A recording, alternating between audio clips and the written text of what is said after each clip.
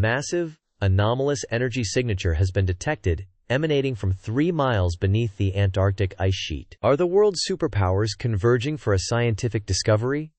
Or are they preparing for a conflict over the last secret on Earth? The official narrative is one of cooperation. The United States mission, designated Operation Deep Freeze, is publicly framed as a climate change research initiative. Russia's Vostok contingent claims to be testing new deep drilling technologies. China's Great Wall Expedition is, according to Beijing, simply expanding its network of weather stations. The facts on the ground paint a different picture. This is not a scientific mission. It is a quiet, undeclared military mobilization in the last neutral territory on the planet. Satellite analysis confirms the deployment of assets that have no scientific application. The United States has established a forward operating base near the Shackleton Glacier, staffed not by geologists, but by elements of the Joint Special Operations Command. Russian movements show the establishment of a naval cordon, with nuclear-powered attack submarines patrolling the Weddell Sea under the guise of ice patrols. China, meanwhile, has installed advanced signals intelligence and electronic warfare suites at its Kunlun station,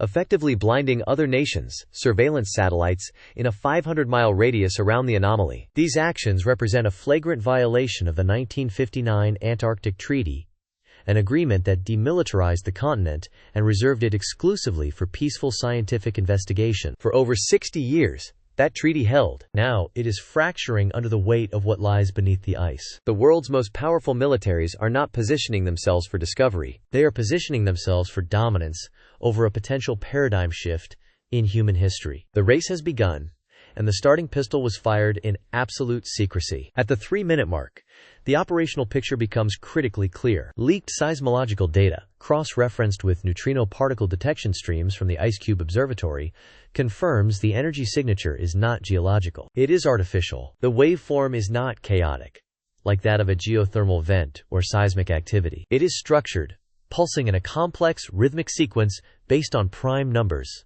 A clear, unmistakable sign of intelligent design. This is not a natural phenomenon. It is technology. What does this mean for global markets? Consider the implications of a new, potentially limitless energy source. A discovery of this magnitude would render the entire global energy market, trillions of dollars in oil, gas, and coal infrastructure, obsolete overnight. The geopolitical power of petrostates would evaporate. The strategic value of oil reserves in the Middle East would plummet to zero. Your portfolio, your pension fund, every investment tied to the current energy economy would face an extinction-level event. This is the prize the world powers are positioning to control. The Anomaly is located beneath a subglacial lake in a sector of East Antarctica known as Recovery. The pressure at that depth is over 400 times that of sea level, and the temperature is below freezing. Yet liquid water exists, insulated by the miles of ice above. For decades, this region was believed to be one of the most stable and inert places on the planet. The data now proves that assumption to be catastrophically wrong. The hardware being deployed confirms the military-industrial nature of this operation. Ice-penetrating radar arrays are being flown on constant sorties by specialized RC-135 aircraft. More critically, manifests from logistical flights into the American Forward Baseless Components for a magneto-inertial fusion drill, an experimental technology designed not for taking ice core samples, but for vaporizing bedrock to access deep Earth strategic resources. It is a mining tool, not a scientific instrument. The first point of direct contact occurred at 0400 hours Zulu time 2 days ago. A Russian Losharik-class special mission submarine, the AS-12, was operating at the edge of the U.S. declared research zone. It suffered what the Russian Ministry of Defense termed a catastrophic onboard fire, resulting in the loss of the vessel and its 14 crew. However, signals intelligence obtained from a Norwegian surveillance satellite tells a different story. In the moments before the submarine went silent, a distinct acoustic signature was detected. It was the activation ping of a Mark 48 AD-cap torpedo guidance system. This was not an accident. It was the first shot in an undeclared, silent war being waged thousands of feet beneath the waves and miles beneath the ice. The incident was buried by all parties, dismissed as a tragic training accident. But the message was clear. Boundaries have been drawn. The rehook arrives via a high-level intelligence intercept. At the 6-minute mark, a transmission from China's Kunlun station to their military command in Beijing was captured by a joint US-UK signals intelligence unit. The encryption was a new quantum-resistant protocol, but a single data packet was corrupted during atmospheric interference, allowing for a partial decryption. The recovered fragment contained one phrase, a phrase that has since escalated this shadow conflict to the brink of open war. The structure is not dormant. It is responding to the drilling. What does this escalation mean for global stability? Attention is now focused on the Drake Passage, the treacherous waterway between South America's Cape Horn and the South Shetland Islands of Antarctica. It is one of the world's most critical shipping choke points. Military analysts project a 75% probability that this passage will be declared a live-fire military exclusion zone by one or all of the involved parties within the next 90 days, should the situation deteriorate. The impact on global supply chains would be immediate and catastrophic, forcing a rerouting of all traffic around South America and adding weeks to shipping times. The response from Washington has been swift and unambiguous. The USS Ronald Reagan Carrier Strike Group, previously on patrol in the South China Sea, has been retasked. Its official destination is classified, but its last confirmed heading from naval intelligence trackers was due south, at maximum sustainable speed. Deploying a full carrier strike group to the edge of the Antarctic Circle is a move without precedent. It is a power projection tool designed for state-on-state warfare, not polar research. Moscow's counter is equally aggressive. A squadron of Tupolev Tu-160 strategic bombers, NATO reporting name, Blackjack, has been forward deployed from their Arctic home base at Engels 2 to a staging facility in southern Argentina. These are supersonic, variable sweep wing bombers capable of carrying nuclear cruise missiles. Their presence in the southern hemisphere transforms the strategic calculation,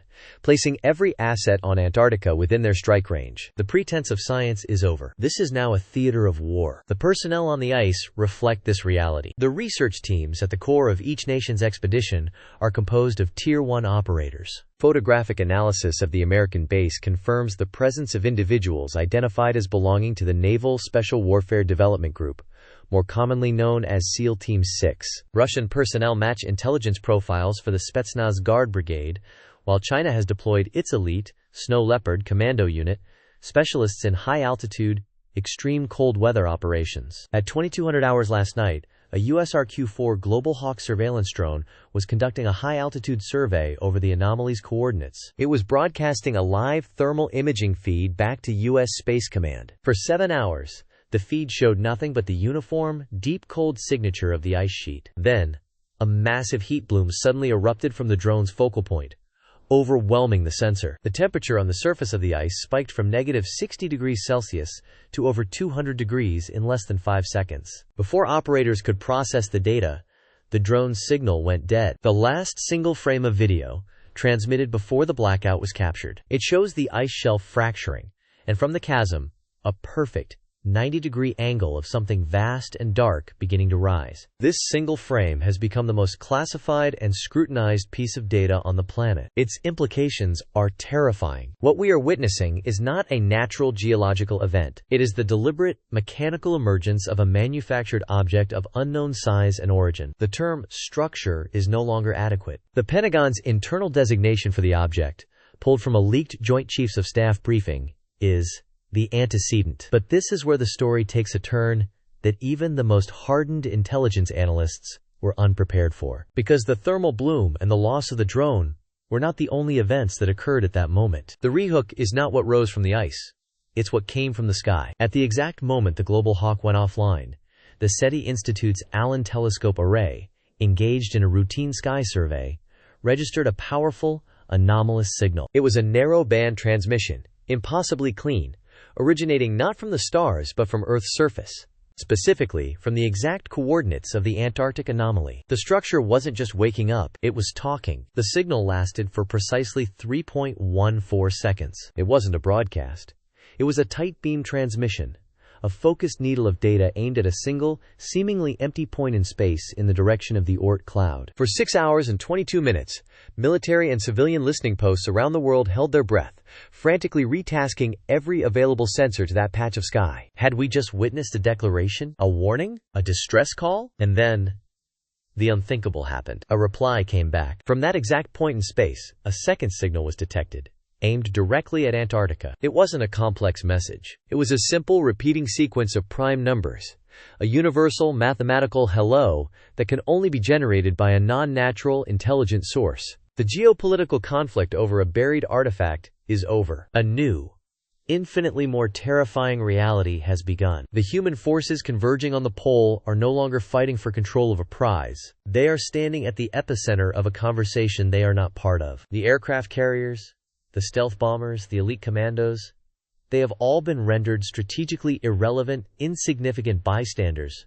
to an event on a cosmic scale. Who did the structure call? And more importantly, who answered? On the ice, the situation has devolved into chaos. The on-the-ground teams, cut off from direct command by intense electromagnetic interference emanating from the now active structure, are operating blind. Their orders to secure the asset and deny access to rivals are now meaningless. A recently intercepted communication from the Russian Spetsnaz commander to his field units reveals the new, terrifying directive. Protocol Drevny Bog is now in effect. All previous objectives cancelled. Ascertain intent. Do not, under any circumstances, engage the antecedent. Repeat. Do not engage. The pretense of conflict between them has evaporated, replaced by a shared, primal fear. For the first time, the American, Chinese, and Russian operators are no longer enemies. They are a terrified audience. The prime number sequence stopped 2 hours ago. Since then, there has been only silence from the sky. But from the structure, deep beneath the ice, a new sound is beginning to be heard. A low, rhythmic hum that is causing sympathetic vibrations in the ice for miles in every direction. It's a sound that geological sensors are interpreting not as an engine, but as a charge. Something is powering up. That rhythmic charge is the last piece of intelligence we have from any ground-based sensor. 30 minutes ago, all local monitoring equipment, both military and civilian, went silent. Not damaged. Simply deaf. The structure is now generating a localized reality field, a bubble of physics that is no longer our own. The silence lasted for 4 minutes. Then, a single, clear transmission broke through. It wasn't aimed at the sky. It was broadcast on all channels, to every radio still functioning on the ice. It was a voice, a human voice, speaking perfect, unaccented English. It said only one thing. We have been away for a long time. It is good to be home.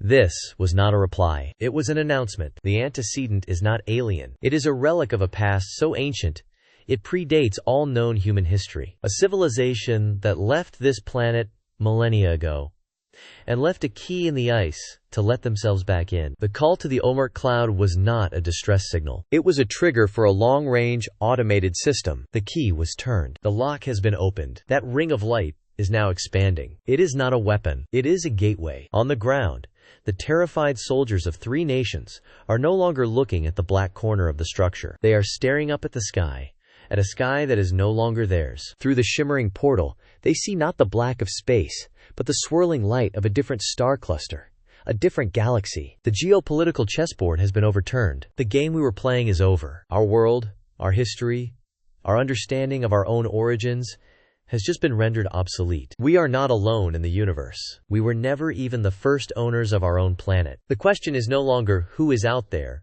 It is, what happens now that our landlords have returned? The crises of the 21st century, climate change, political instability, resource scarcity, are now footnotes in a much larger and much older story. To follow the events that will define the next chapter of human existence, you need to be watching the radar. Subscribe to global_crisis_radar. The briefing has just begun.